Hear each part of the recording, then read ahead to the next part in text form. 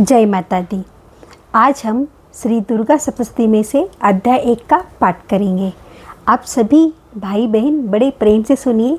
सुनने पर और पढ़ने पर माँ दोनों की मनोकामनाओं का पूरा करती है और उन्हें सुख शांति प्रेम आनंद देती है। चलिए। नमो देव्यै महादेव्यै शिवाय सततं नमः। नमः प्रकृते भद्राय नियताः प्रणताः स्मताम्।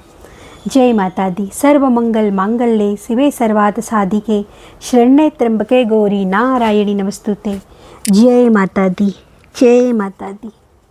जय माता दी। जय माता दी। या देवी सर्वभूतेषु शक्तिरूपेण संस्थिता नमस्तस्यै नमस्तस्यै नमस्तस्यै नमो नमः। जो देवी सब प्राणियों में शक्ति रूप से स्थित है उनको नमस्कार, उनको नमस्कार, उनको बारंबार नमस्कार है। जय माता दी। या देवी सर्वभूतेषु लक्ष्मी रूपेण संस्थिता नमस्तस्यै नमस्तस्यै नमस्तस्यै नमो नमः। या देवी सर्वभूतेषु विद्यारूपेण संस्थिता नमस्तस्यै नमस्तस्यै नमस्तस्यै नमस्तस्यै नमो नमः। जय माता दी। आज हम पढ़ेंगे प्रथम अध्याय। श्री गणेशाय नमः। ओम गणपते नमः। ओम गणपते नमः। ओम गणपते नमः। वक्रतुंड महाकाय सूर्यकोटि समप्रभ निर्विघ्नं कुरु मे देवो सर्वकार्येषु सर्वदा सर्वकार्येषु सर्वदा। गुरुर्ब्रह्मा गुरुर्विष्णु गुरुर्देवो महेश्वराय गुरु साक्षात् परब्रह्म तस्मै श्री गुरुवे नमः। जय हो प्रभु। अब हम स्टार्ट करेंगे अथ श्री दुर्गा सप्तशती प्रथमो अध्याय। हम पढ़ेंगे हिंदी में। सबसे पहले इसमें प्रथम अध्याय में बताया गया है मेधा ऋषि का राजा सूरत और समाधि को भगवती की महिमा बताते हुए मधु केटव वध का प्रसंग सुनाना। इसमें राजा सूरत है और समाधि है, तो मेधा ऋषि उनको माँ भगवती की महिमा बता रहे हैं और मधु केटव का किस तरह से वध करा था वो प्रसंग सुना रहे हैं। तो सबसे पहले हम इसमें विनियोग छोड़ेंगे, हाथ में जल लेंगे और फिर हम इसको पढ़ेंगे। प्रथम चरित्र के ब्रह्मा ऋषि महाकाली देवता गायत्री छंद नंदा शक्ति रक्तदंती का बीज अग्नि तत्व और ऋग्वेद स्वरूप है। श्री महाकाली देवता की प्रसन्नता के लिए प्रथम चरित्र के जप में विनियोग किया जाता है और हम जल को छोड़ देंगे। प्रथम अध्याय में श्री महाकाली देवता की प्रसन्नता के लिए इसका पाठ किया जाता है। चलिए। ध्यानम। भगवान विष्णु के सो जाने पर मधु और केटव को मारने के लिए कमल जन्मा ब्रह्मा जी ने जिनका स्तवन किया था उन महाकाली देवी का मैं सेवन करता हूँ। वे अपने 10 हाथों में खड्ग चक्र गदा बाण धनुष परीत शूल भूषंडी मस्तक और शंख धारण करती है। उनके 3 नेत्र हैं। वे समस्त अंगों में दिव्य आभूषणों से विभूषित है। उनके शरीर की कांति नीलमणि के समान है तथा वे 10 मुख और 10 पैरों से युक्त है। ओम नमः चंडिकाय। ओम ऐं मार्कंडे उवाच। मार्कंडे जी बोले, सूर्य के पुत्र सावर्णी जो 8वें मनु कहे जाते थे उनकी उत्पत्ति की कथा विस्तार पूर्वक कहता हूँ, सुनो। सूर्य कुमार महाभाग सावर्णी भगवती महामाया के अनुग्रह से जिस प्रकार मनवंतर के स्वामी हुए वही प्रसंग सुनाता हूँ। पूर्व काल की बात है। स्वरोचिस मनवंतर में सूरत नाम के एक राजा थे जो चैत्र वंश में उत्पन्न हुए थे। उनका समस्त भूमंडल पर अधिकार था। वे प्रजा का अपने ओर से पुत्रों की भांति धर्मपूर्वक पालन करते थे। तो भी उस समय कोला विध्वंसी नामक क्षत्रिय उनके शत्रु हो गए थे। राजा सूरत की दंड नीति बड़ी प्रबल थी। उनका शत्रुओं के साथ संग्राम हुआ। यद्यपि कोला विध्वंसी संख्या में कम थे तो भी राजा सूरत युद्ध में उनसे परास्त हो गए। तब वे युद्ध भूमि से अपने नगर को लौट आए और केवल अपने देश के राजा होकर रहने लगे। समूची पृथ्वी अब उनका अधिकार जाता रहा, किंतु वहाँ भी उन प्रबल शत्रुओं ने उस समय महाभाग राजा सूरत पर आक्रमण कर दिया। राजा का बल क्षीण हो चला था, इसलिए उनके दुष्ट, बलवान एवं दुरात्मा मंत्रियों ने वहाँ उनकी राजधानी में भी राजकीय सेना और खजाने को हथिया लिया। सूरत का प्रभुत्व नष्ट हो चुका था, इसलिए वे शिकार खेलने के बहाने घोड़े पर सवार हो वहाँ से अकेले ही एक घने जंगल में चले गए। वहाँ उन्होंने विप्रवर मेधा मुनि का आश्रम देखा, जहाँ कितने ही हिंसक जीव अपनी स्वाभाविक हिंसा वृत्ति छोड़कर परम शांत भाव से रहते थे। मुनि के बहुत से शिष्य उस वन की शोभा बढ़ा रहे थे। वहाँ जाने पर मुनि ने उनका सत्कार किया और वे उन मुनि श्रेष्ठ के आश्रम पर इधर उधर विचरण करते हुए कुछ काल तक रहे। फिर ममता से आकृष्ट चित्त होकर वहाँ इस प्रकार चिंता करने लगे, पूर्व काल में मेरे पूर्वजों ने जिसका पालन किया था वही नगर आज मुझसे रहित है। पता नहीं मेरे दुराचारी भृत्यगण उसकी धर्मपूर्वक रक्षा करते हैं या नहीं। जो सदा मध्य की वर्षा करने वाला और सूरवीर था, वह मेरा प्रधान हाथी अब शत्रुओं के अधीन होकर न जाने किन भोगों को भोगता होगा। जो लोग मेरी कृपा, धन और भोजन पाने से सदा मेरे पीछे पीछे चलते थे, वे निश्चय ही अब दूसरे राजाओं का अनुसरण करते होंगे। उन अपव्ययी लोगों के द्वारा सदा खर्च होते जाने के कारण अत्यंत कष्ट से जमा किया हुआ मेरा वह खजाना खाली हो जाएगा। ये तथा और भी कई बातें राजा सूरत निरंतर सोचते रहते थे। एक दिन उन्होंने वहाँ विप्रवर मेधा के आश्रम के निकट एक वैश्य को देखा और उससे पूछा, भाई तुम कौन हो? यहाँ तुम्हारे आने का क्या कारण है? तुम क्यों शोकग्रस्त हो? अनमने से दिखाई देते हो। राजा सूरत का यह प्रेम पूर्वक कहा हुआ वचन सुनकर वैश्य ने विनीत भाव से उन्हें प्रणाम करके कहा। वैश्य उवाच, वैश्य बोला, राजन, मैं धनियों के कुल में उत्पन्न एक वैश्य हूँ। मेरा नाम समाधि है। मेरे दुष्ट स्त्री पुत्रों ने धन के लोभ से मुझे घर से बाहर निकाल दिया है। मैं इस समय धन, स्त्री और पुत्रों से वांछित हूँ। मेरे विश्वनीय बंधुओं ने मेरा ही धन लेकर मुझे दूर कर दिया है, इसीलिए दुखी होकर मैं वन में चला आया हूँ। यहाँ रहकर मैं इस बात को नहीं जानता कि मेरे पुत्रों की, स्त्री और स्वजनों की कुशल है या नहीं। इस समय घर में वे कुशल से रहते हैं अथवा उन्हें कोई कष्ट है। वे मेरे पुत्र कैसे हैं? क्या वे सदाचारी हैं अथवा दुराचारी हो गए हैं? राजा ने पूछा, जिन लोभी स्त्री पुत्र आदि ने धन के कारण तुम्हें घर से निकाल दिया, उनके प्रति तुम्हारे चित्त में इतना स्नेह का बंधन क्यों है? वैश्य बोला, आप मेरे विषय में जैसे बात कहते हैं वह सब ठीक है, किंतु क्या करूं, मेरा मन निष्ठुरता नहीं धारण करता। जिन्होंने धन के लोभ में पड़कर पिता के प्रति स्नेह, पति के प्रति प्रेम तथा आत्मीय जन के प्रति अनुराग को तिलांजलि दे मुझे घर से निकाल दिया है, उन्हीं के प्रति मेरे हृदय में इतना अधिक स्नेह है। महामते, गुणहीन बंधुओं के प्रति भी जो मेरा चित्त इस प्रकार प्रेममग्न हो रहा है, यह क्या है? इस बात को मैं जानकर भी नहीं जान पाता। उनके लिए मैं लंबी सांसें ले रहा हूँ और मेरा हृदय अत्यंत दुखित हो रहा है। उन लोगों में प्रेम का सर्वथा अभाव है, तो भी उनके प्रति जो मेरा मन निष्ठुर नहीं हो पाता, इसके लिए क्या करूँ? मार्कंडे जी कहते हैं, ब्राह्मण तदंतर राजाओं में श्रेष्ठ सूरत और वह समाधि नामक वैश्य दोनों साथ साथ मेधा मुनि की सेवा में उपस्थित हुए और उनके साथ यथा योग्य, न्यायानुकूल, विनयपूर्ण बर्ताव करके बैठे। तत्पश्चात वैश्य और राजा ने कुछ वार्तालाप आरंभ किया। राजा ने कहा, भगवान, मैं आपसे एक बात पूछना चाहता हूँ, उसे बताइए। मेरा चित्त अपने अधीन न होने के कारण वह बात मेरे मन को बहुत दुख देती है। जो राज्य मेरे हाथ से चला गया है, उसमें और उसके संपूर्ण अंगों में मेरी ममता बनी हुई है। मुनि श्रेष्ठ यह जानते हुए भी कि वह अब मेरा नहीं है, अज्ञानी की भांति मुझे उसके लिए दुख होता है। यह क्या है? इधर यह वैश्य भी घर से अपमानित होकर आया है। इसके पुत्र, स्त्री और भृत्यों ने इसे छोड़ दिया है। स्वजनों ने भी इसका परित्याग कर दिया है, तो भी उनके प्रति अत्यंत हार्दिक स्नेह रखता है। इस प्रकार यह तथा मैं दोनों ही बहुत दुखी है।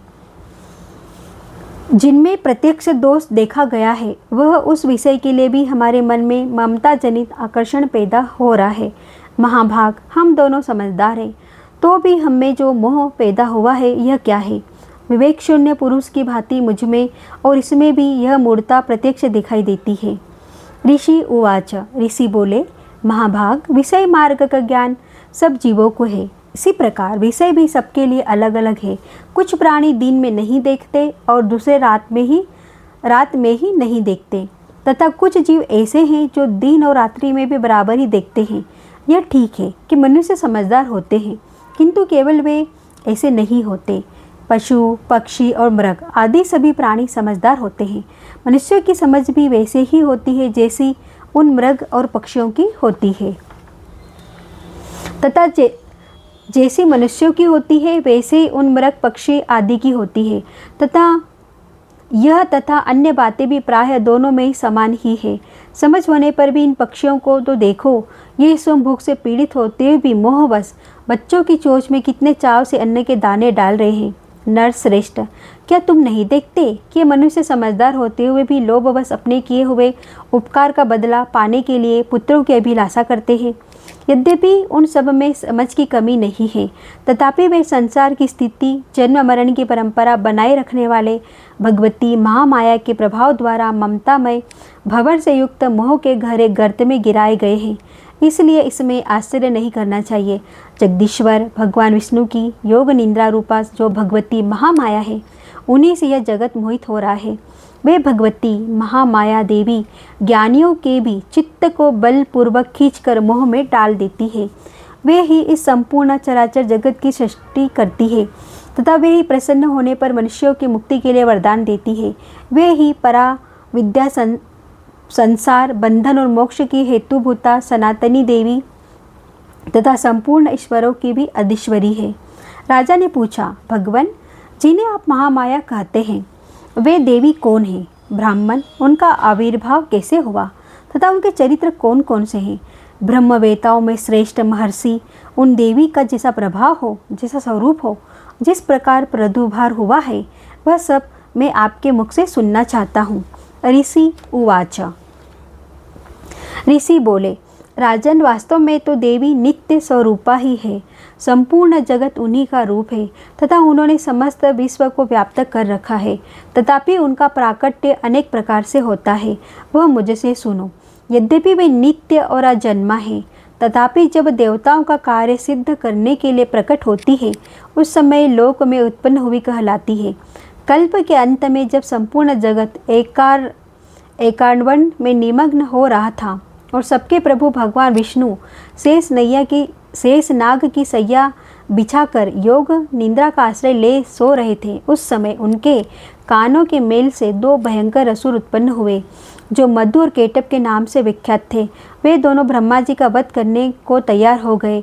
भगवान विष्णु के नाभि कमल में विराजमान प्रजापति ब्रह्मा जी ने जब उन दोनों भयानक असुरों को अपने पास आए और भगवान को सोया हुआ देखा, तब एकाग्र चित्त होकर उन्होंने भगवान विष्णु को जगाने के लिए उनके नेत्रों में निवास करने वाली योग निंद्रा का स्तवन आरंभ किया, जो इस विश्व की अधीश्वरी, जगत को धारण करने वाली, संसार का पालन और संहार करने वाली तथा तेजः स्वरूप भगवान विष्णु की अनुपम शक्ति है।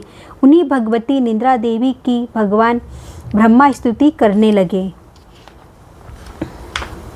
ब्रह्मा जी ने कहा, हे माँ देवी, तुम्ही स्वाहा, तुम्ही स्वधा और तुम्ही वशिष्ठकार हो। स्वर भी तुम्हारे ही स्वरूप है। तुम्ही जीवनदायिनी सुधा हो। नित्य अक्षर प्रणव में अकार, उकार, मकार, इन तीनों मात्राओं के रूप में तुम ही स्थित हो।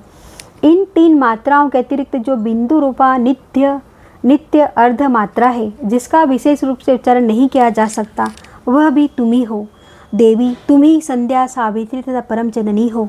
देवी माँ, तुम ही इस विश्व ब्रह्मांड को धारण करती हो। तुमसे ही जगत की सृष्टि होती है, तुम्ही से इसका पालन होता है और सदा तुम ही कल्प के अंत में सबको अपना ग्रास बना लेती हो। जगन्मयी देवी, इस जगत की उत्पत्ति के समय तुम सृष्टि रूपा हो, पालन काल में स्थिति रूपा हो तथा कल्पांत के समय संहार रूप धारण करने वाली करने वाली हो। तुम ही महाविद्या, महामाया, महामेधा, महास्मृति, महामोहरूपा, महादेवी और महासुरी हो। तुम ही तीनों गुणों को उत्पन्न करने वाली सबकी प्रकृति हो। भयंकर कालरात्रि, महारात्रि और मोहरात्रि भी तुम ही हो। तुम ही श्री, तुम ही ईश्वरी, तुम ही रीम और तुम ही बोध स्वरूपा बुद्धि हो। लज्जा, पुष्टि, तुष्टि, शांति और समा भी तुम ही हो। तुम खड़ग धारिणी, शूल धारिणी, घोर रूपा तथा गधा, चक्र, शंख और धनुष धारण करने वाली हो। बाण, भुशुंडी और परिधेय सब तुम्हारे अस्त्र है। तुम सौम्य और सौम्यतर हो। इतना ही नहीं, जितने भी सौम्य एवं सुंदर पदार्थ है उन सबकी अपेक्षा तुम अत्यधिक सुंदरी हो। पर अपर सबसे परे रहने वाली परमेश्वरी तुम ही हो। सर्व सब रूपे देवी, कहीं भी सत असत रूप जो कुछ वस्तुएं हैं उन सब की जो शक्ति है वह तुम ही हो। ऐसी अवस्था में तुम्हारी स्तुति क्या हो सकती है। जो इस जगत की सृष्टि, पालन और संहार करते हैं, उन भगवान को भी जब तुमने निंद्रा के अधीन कर दिया है, जब तुम्हारी स्तुति करने में यहाँ कौन समर्थ हो सकता है। मुझको, भगवान शंकर को तथा भगवान विष्णु को भी तुमने ही शरीर धारण कराया है, अतः तुम्हारी स्तुति करने की शक्ति किसमें है। हे देवी माँ, तुम तो अपने इन उदार प्रभावों से प्रशंसित हो। ये जो दोनों दूधर्ध असुर, मधु और केटभ है, इनको मुँह में डाल दो और जगदीश्वर भगवान विष्णु को शीघ्र ही जगा दो। साथ ही इनके भीतर इन दोनों महान असुरों को मार डालने की बुद्धि उत्पन्न कर दो। जय माता दी। ऋषि कहते हैं, राजन, जब ब्रह्मा जी ने वहाँ मधु और केटभ को मारने के उद्देश्य से भगवान विष्णु को जगाने के लिए तमोगुण की अधिष्ठात्री देवी योग निद्रा इस प्रकार स्तुति की, तब वे भगवान के नेत्र, मुख, नासिका, बाहु, हृदय और वक्ष स्थल से निकलकर अव्यक्त जन्मा ब्रह्मा जी की दृष्टि के समक्ष खड़ी हो गई। योग निद्रा से मुक्त होने पर जगत के स्वामी भगवान जनार्दन उस एकावर्ण के जल में शेष नाग की सैया से जाग उठे। फिर उन्होंने उन दोनों असुरों को देखा। वे दुरात्म, मधु और केटभ अत्यंत बलवान तथा पराक्रमी थे और क्रोध से लाल आंखें के ब्रह्मा जी को खा जाने के लिए उद्योग कर रहे थे। तब भगवान श्री हरि ने उठकर उन दोनों के साथ 5000 वर्षों तक केवल बहु युद्ध किया। वे दोनों भी अत्यंत बल के कारण उन्मत्त हो रहे थे। इधर महामाया ने भी उन्हें मोह में डाल रखा था, इसलिए वे भगवान विष्णु से कहने लगे, हम तुम्हारी वीरता से संतुष्ट हैं, तुम हम लोगों से कोई वर मांगो।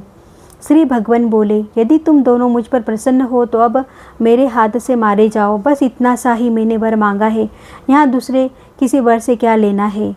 ऋषि कहते हैं, इस प्रकार धोखे में आ जाने पर जब उन्होंने संपूर्ण जगत में जल ही जल देखा, तब कमल नयन भगवान से कहा, जहाँ पृथ्वी जल में डूबी हुई न हो, जहाँ सूखा स्थान हो, वहीं हमारा वध करो। ऋषि कहते हैं, तब तथास्तु कहकर शंख, चक्र और गदा धारण करने वाले भगवान ने उन दोनों के मस्तक अपनी जांघ पर रखकर चक्र से काट डाले। इस प्रकार ये देवी महामाया ब्रह्मा जी की स्तुति करने पर स्वयं प्रकट हुई थी। अब पुनः तुमसे उनके प्रभाव का वर्णन करता हूँ, सुनो। श्री मार्कंडेय पुराण। इस प्रकार श्री मार्कंडेय पुराण में श्रावणिक मनवंतर की कथा के अंतर्गत देवी महात्म्य में मधु केटभ वध नामक पहला अध्याय पूरा हुआ। प्रथम अध्याय संपूर्ण। ओम तत्सत। सर्वमंगल मांगल्ये शिवे सर्वार्थ साधिके शरण्ये त्र्यंबके गौरी नारायणी नमस्तुते। अब हमारा पाठ हो गया है। अब हम क्षमा प्रार्थना करेंगे। क्षमा प्रार्थना। हे माँ परमेश्वरी, मेरे द्वारा रात दिन सहस्त्रों अपराध होते रहते हैं। यह मेरा दास है, यूँ समझकर मेरे उन अपराधों को तुम कृपापूर्वक क्षमा करो। हे माँ परमेश्वरी, मैं आह्वान नहीं जानता, विसर्जन करना नहीं जानता तथा पूजा करने का ढंग भी नहीं जानता, क्षमा करो। मंत्रहीनम क्रियाहीनम भक्तिहीनम सुरेश्वरी यत् पूजितम मया देव परिपूर्ण तदस्तु में। देवी माँ सुरेश्वरी, मैंने जो मंत्रहीन, क्रियाहीन और भक्तिहीन पूजन किया है वह सब आपकी कृपा से पूर्ण हो। सैकड़ों अपराध करके भी जो तुम्हारी शरण में जा जगदम्ब कहकर पुकारता है, उसे वह गति प्राप्त होती है जो ब्रह्म आदि देवताओं के लिए भी सुलभ नहीं है। जगदम्बिके, मैं अपराधी हूँ, किंतु तुम्हारी शरण में आया हूँ। इस समय दया का पात्र हूँ, तुम जैसा चाहो वैसा करो। देवी परमेश्वरी, अज्ञान से, भूल से अथवा बुद्धि भ्रांत होने के कारण मैंने जो न्यूनता या अधिकता कर दी है वह सब क्षमा करो और प्रसन्न हो। सच्चिदानंद स्वरूपा परमेश्वरी, जगन माता कामेश्वरी, तुम प्रेम पूर्वक मेरी यह पूजा स्वीकार करो और मुझ पर प्रसन्न रहो। देवी सुरेश्वरी, तुम गोपनीय से भी गोपनीय वस्तुओं की रक्षा करने वाली हो। मेरे निवेदन किए हुए इस जप को ग्रहण करो। तुम्हारी कृपा से मुझे सिद्धि प्राप्त हो। श्री दुर्गा अर्पणमस्तु। ओम तत्सत। जय हो माँ जगदम्ब।